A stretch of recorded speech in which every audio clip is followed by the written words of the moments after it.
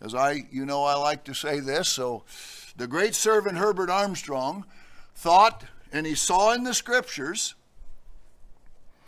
that there would be one generation of Israel taken captive before the kingdom of God came. Was he wrong? If he had it as the seventh head when it's the sixth, but in principle he was right, just off by a digit, because he thought the sixth was in his time and couldn't see the eighth, that would be a very understandable mistake, wouldn't it?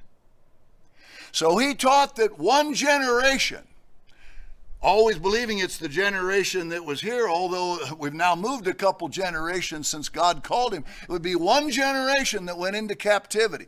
He also was confused, so he took the period of captivity from the eighth head, called the whole thing the seventh head, when it was really the sixth head, but in principle it was dead bang. He just thought this kingdom was going to follow one generation of Israelites going into captivity.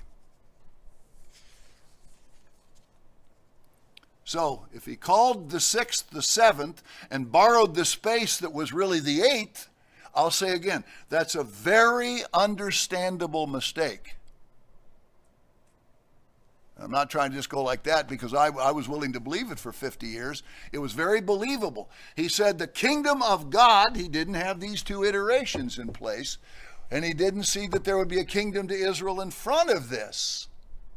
But somebody would be raised up at the end of the age to tell the church about a kingdom to Israel and to other kingdoms of God before this one. But the man was much more right, and what he taught the world was far closer to right. I mean, here's the alternative. When you die, you go to heaven, even if you're Al Capone. I mean, that's so, he taught the gospel of the kingdom of God. He just didn't see the iterations, because the mystery of God was slated to be understood right before it was carried out, and cannot be carried out until it is understood.